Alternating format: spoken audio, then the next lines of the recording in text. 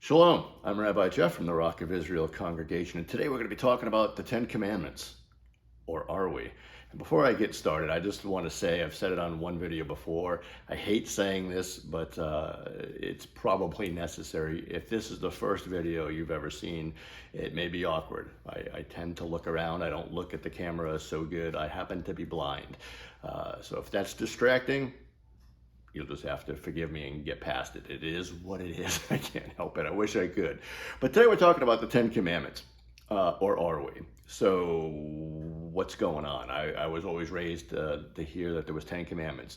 Some churches, some pastors really just focus on the two. Because when Yeshua, Jesus, was asked, which is the greatest commandment? What did he say?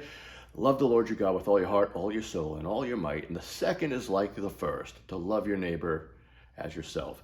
All of the rest hang upon these two. In other words, this is the pin that holds up all of the rest. They all fall under this. There's all different ways to think of it or to talk about it, but that's essentially what's happening.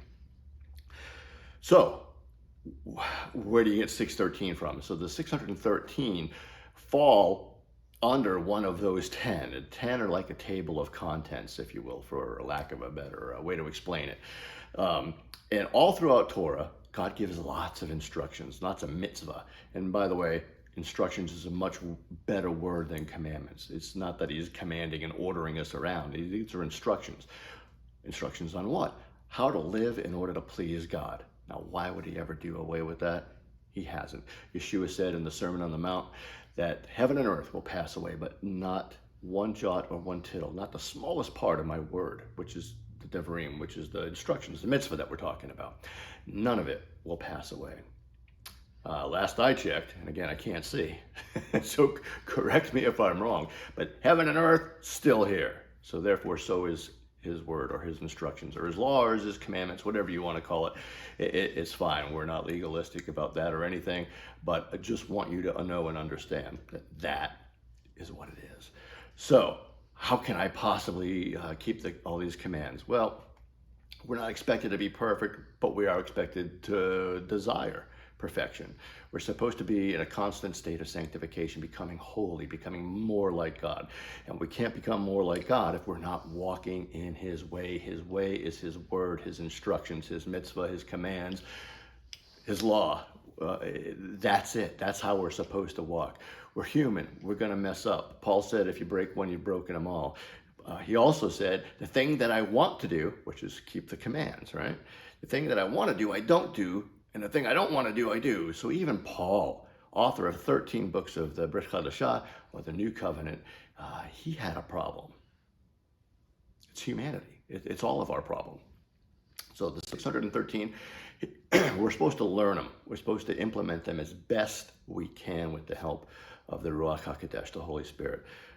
But here's the good news. They don't all apply to you. If you're a woman, guess what? There's commands that are specific towards men, and you can't keep them. And vice versa, if you're a man watching this, there's mitzvah or instructions, commandments that apply to only women. You can't keep those either. There's those that just apply to agriculture, just to in the land of Israel. And unless you're watching this in Israel, they don't apply to you. But we're still supposed to study them and learn from them. Why? Because in his instructions, we learn who he is. We learn how much he loves us. We're taught in Deuteronomy chapter 10, verse 13, to fear the Lord. You know, it's in that fear, respect and awe and being afraid, quite frankly, that leads us to walk in his way, to follow his instructions. In that, we then love him because he first loved us. And when we learn to love him, we'll serve him. And when we serve him, we will guard or keep his commands in a way that Jesus taught in the Sermon on the Mount. It's all about fences. Maybe we'll talk about that in another video. But just wanted you to know there are 613, and you've probably never been taught that unless you're studying the Hebrew background or Judaism connection to our faith, or you've been to a Messianic congregation before. In those cases, you've probably heard of it, but everyone else is probably brand new. You are welcome. You are invited to come check us out. If you're in Hickory, North Carolina, we meet every Friday night at 7 p.m. at Lifepoint Church, 2123 5th Street Northeast. Again, that's in Hickory, North Carolina. Please give us a call so we can help you plan your visit or pray for you or answer any questions. I take the calls myself most of the time. The phone number is 828-201-2883.